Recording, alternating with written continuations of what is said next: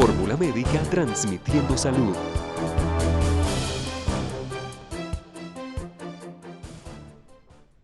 A esta hora saludamos muy especialmente a los invitados de Fórmula Médica, que desde luego quieren compartir un momento especial con nuestros seguidores y hablar de temas de total actualidad.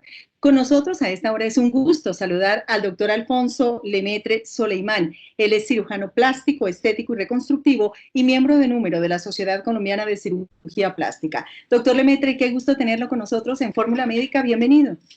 Gracias, ¿cómo están? El gusto es mío. Muchísimas gracias por esta invitación. Siempre es un placer estar en tu programa y pues con una periodista de tu talante, pues mucho más. Lo hace, le da un plus a cualquier entrevista. Muchísimas gracias. Doctor Lemaitre, ¿cómo le ha ido en esta pandemia? Bueno, te cuento que ha sido muy difícil para nosotros como para todo el mundo, imagino, porque pues es estar realmente sin trabajar, sin ingresos. Una de las cosas que nos caracteriza a la mayoría de los cirujanos plásticos es que trabajamos y ganamos según eso. No tenemos la mayoría vínculos.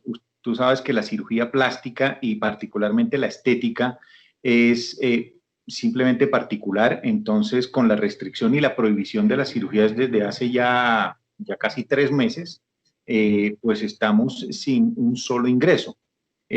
Además que los que hacemos también cirugía reconstructiva quedamos limitados a procesos o procedimientos prioritarios.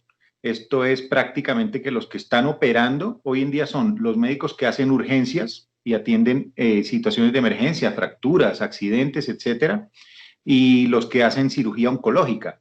Entonces, fuera de eso, no se está haciendo ningún tipo de cirugía plástica porque todavía no la han autorizado. Entonces se ha vuelto un problema no solo para nosotros, sino para las muchas personas que pueden depender de los cirujanos plásticos, las clínicas que se han dedicado a hacer cirugía plástica, que tienen su personal paramédico, sus enfermeras, sus técnicos, sus recepcionistas, pues están, imagínate, estamos intentando como todos no cerrar, no despedir personas que han estado con nosotros muchísimos años, pero llega un momento en que ya la situación está demasiado apretada, empiezan a hacer recortes y tenemos que empezar a ver y a reevaluar, o como está la palabra de moda ahora, reinventarnos, y eso incluye ajustarnos y hacer lo que yo siempre he llamado, Nidia, gimnasia financiera. Es, se coge de un lado, saca del otro, haciendo esas cosas porque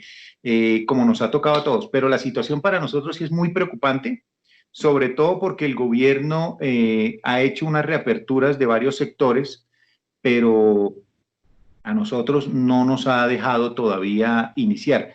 Ha habido algunos contactos, hay algunas reuniones pendientes, pero hasta el día de hoy, viernes 12, creo que estamos hoy, si no me engaño, todavía no tenemos la autorización.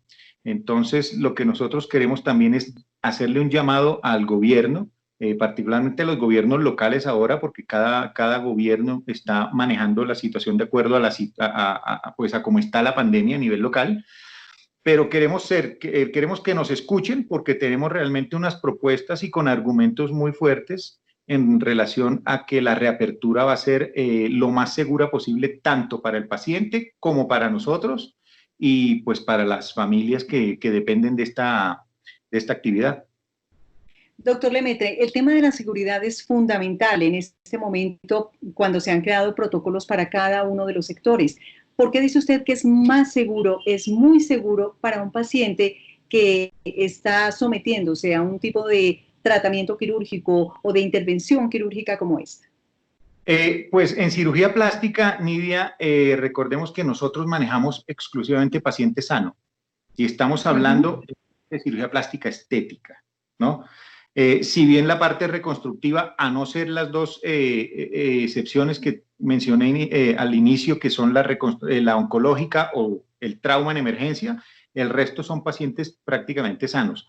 Pero y eso hablando globalmente en cuanto a la parte de cirugía plástica estética y reconstructiva, pero el paciente de cirugía plástica estética es un paciente sano completamente. Nosotros no manejamos pacientes con patologías. De hecho, muchos de estos pacientes ni siquiera los consideramos para cirugía, a no ser en casos especiales.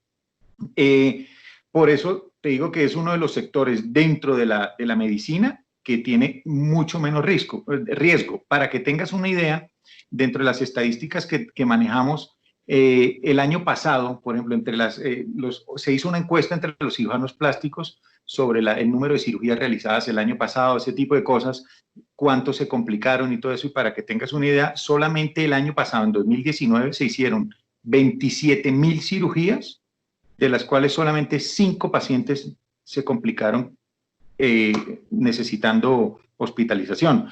Es un número muy, pero muy bajo. Entonces, eso por un lado. Segundo, las clínicas, la mayoría, no todas obviamente, pero la mayoría de las clínicas que se dedican a cirugía plástica están libres de COVID.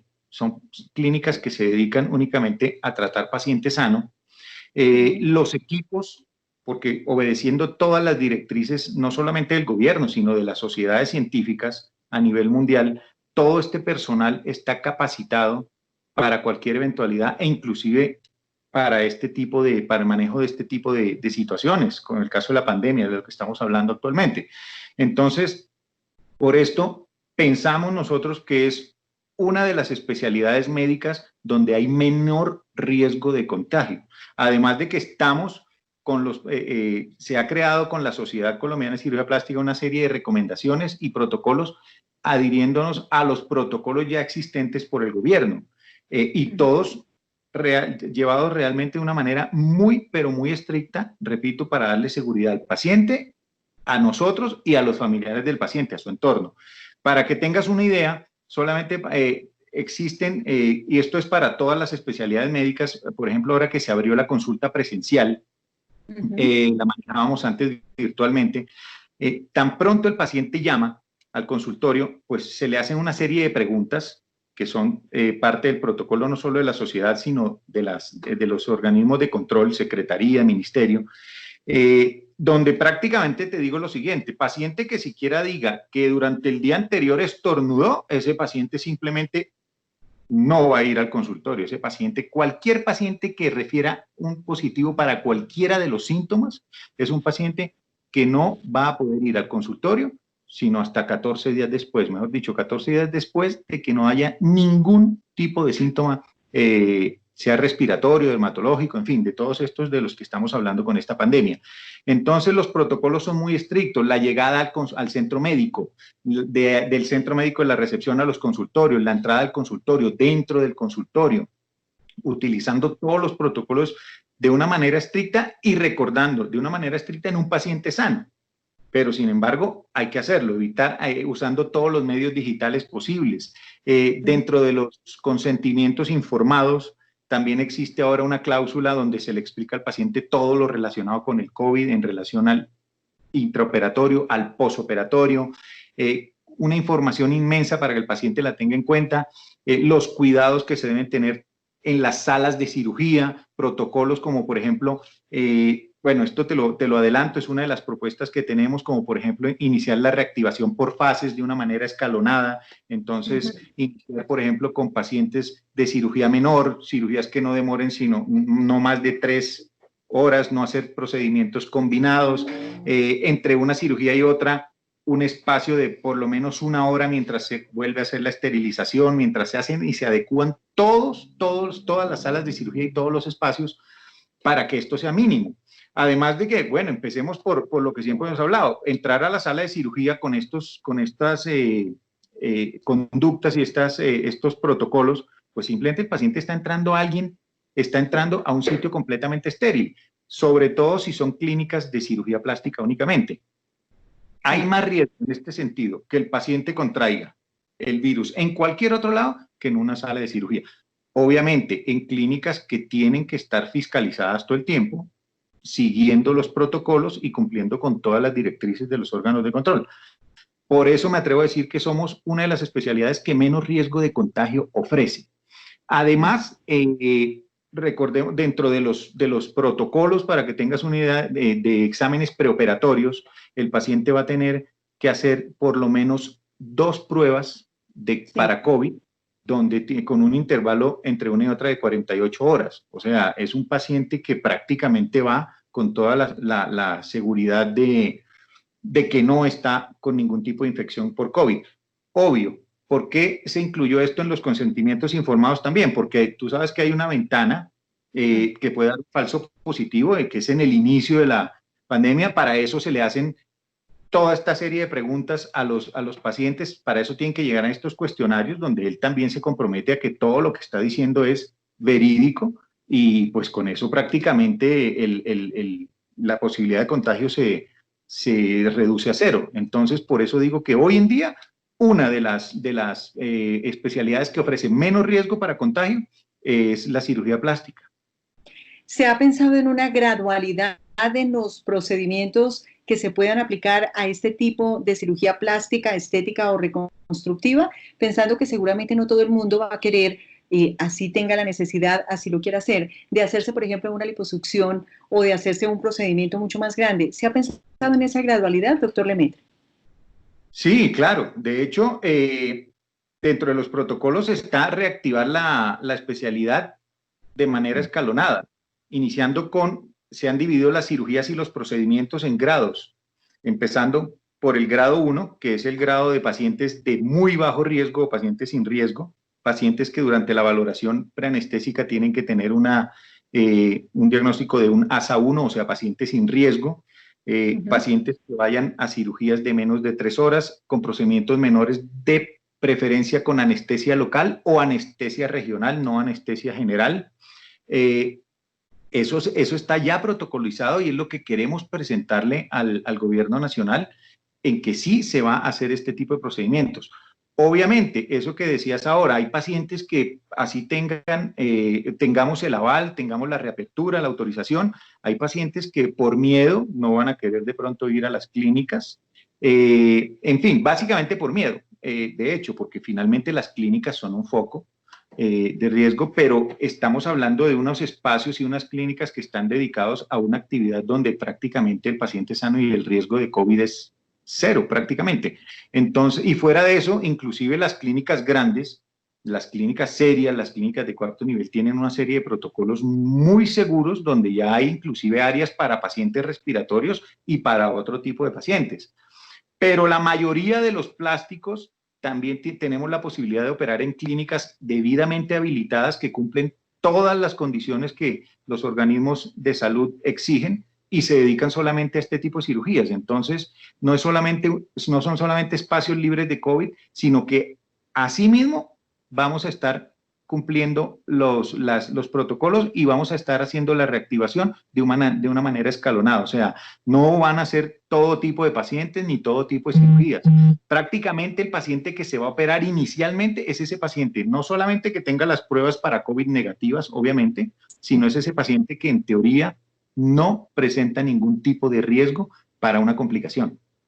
Obvio, complicaciones en cirugía siempre existen, pero pacientes que en teoría van con todas las condiciones para que esto no pase, incluso procedimientos cortos, con un tipo de anestesia diferente y de aquellos que ofrecen menos riesgo. Inclusive te cuento que hasta el instrumental en cirugía se está cambiando. Antes se utilizaban los electrocauterios, que era ese tipo de bisturí que iba cortando, iba cauterizando al tiempo, pero que producía mucho humo. Ese tipo de cosas que ahora se está diciendo que también favorecen la propagación del virus, se están cambiando por bipolares, por ejemplo, que no tienen esta función, que no producen humo, que cauterizan exclusivamente de una manera muy diferente a los electrocauterios que hasta antes de la pandemia eran los más utilizados en cirugía. Todo eso lo hemos cambiado para que la reactivación sea gradual, pero segura ante todo. Doctor Lemaitre, los colombianos y las colombianas realmente hemos aprendido a entender lo que significa una cirugía de esta índole. Es decir, se siguen presentando inconvenientes con clínicas de garaje, con especialistas que no son especialistas y que definitivamente siguen tomando la vida de quienes quieren verse mejor o quieren tener una intervención por cuenta de sitios que no son los apropiados ni de expertos que no son expertos. Sí, sí, desafortunadamente esta es una situación que no es nueva, esto viene de muchos años atrás. Particularmente pienso que va todavía a demorarse mucho en llegar a una solución por parte del gobierno nacional. Aquí yo te confieso que lo que hay es una falta de voluntad y principalmente una falta de sentido común. estos especialistas empíricos se escudan en algo que ellos llaman derecho a trabajar, pero entonces imagínate, uno podría trabajar en cosas que no tienen ni la mínima idea, y hablando puramente de medicina, te digo, uno no necesita ser abogado ni mucho menos. Cuando uno entra incluso a internet y coloca derecho al trabajo, los primeros artículos que le salen en esta materia de los que están de los derechos consagrados en la Constitución es que todo colombiano tiene derecho a escoger arte, profesión u oficio. Sí. Hasta ahí todo perfecto. Desde que no necesite formación académica. Claro. Pregunto yo, ¿las especialidades no necesitan formación académica? Estamos hablando de una especialidad, Nidia, que demora entre 4 y 5 años de tiempo completo. No se puede trabajar por 4 o 5 años de especialidad. Por después eso. de la medicina. Correcto. Solamente de especialización. O sea, en teoría, yo para haberme graduado de cirujano plástico fueron 12 años. Claro. 12 años. Venir a comparar estos señores con nosotros, pues es una cosa que realmente carece de sentido común. Entonces, aquí hay dos situaciones. O es una ignorancia completa en relación al tema, o bueno, es otra cosa que no voy a mencionar aquí porque no es el programa para esto, pero esa falta de voluntad se puede reflejar en muchísimas cosas. Inclusive, bueno, te lo voy hasta decir, hay muchos casos de corrupción, porque hay muchas denuncias, clínicas. Lo has podido ver, mira las clínicas que han cogido y han multado durante esta pandemia y donde generalmente están operando personas inescrupulosas, personas empíricas, clínicas que no cumplen con todos los protocolos, y sin embargo las autoridades, lo que pasa aquí en Colombia con muchas cosas, o sea, aquí se investiga, se denuncia, pero hasta ahí llega, no pasa nada, absolutamente nada, y no creo que esto, a no ser que haya realmente una voluntad, se vaya a arreglar. Y la otra cuestión del problema es realmente lo que decías tú al inicio, hay personas que no buscan un cirujano, buscan un lugar que los opere barato, claro, que les haga financiamientos, que les haga combos. Esos pacientes son el otro tipo de problema, porque se meten en muchos sitios, inclusive muchos de ellos sabiendo a dónde se están metiendo. Después viene el problema, viene la complicación, ahí sí arman el escándalo, ahí sí dicen un poco de cosas, pero finalmente la responsabilidad, Nidia, en este tipo de cirugías, como en cualquier otra cirugía, depende del paciente. El paciente tiene que saber a dónde va y con quién se va a operar. Y tiene todo el derecho para preguntarle de todo, así como le pregunta al médico y nos pregunta a nosotros sobre todo lo relacionado con la cirugía, tiene todo el derecho de preguntar si somos miembros de la sociedad, si somos miembros, si somos cirujanos plásticos de verdad. Porque aquí quiero aclararte una cosa, hay muchos empíricos que se presentan como cirujanos estéticos. Ellos dicen, yo soy cirujano estético. Esa especialidad no existe en ningún lugar del mundo. El título es cirujano plástico, estético y reconstructivo. Que dentro de este grupo algunos quieran dedicarse a la cirugía plástica estética solamente es otra cosa, o a la reconstructiva, pero siempre llevan el título de cirugía plástica estética. Ese que dice, soy cirujano estético solamente, él puede tener la seguridad que no es cirujano plástico.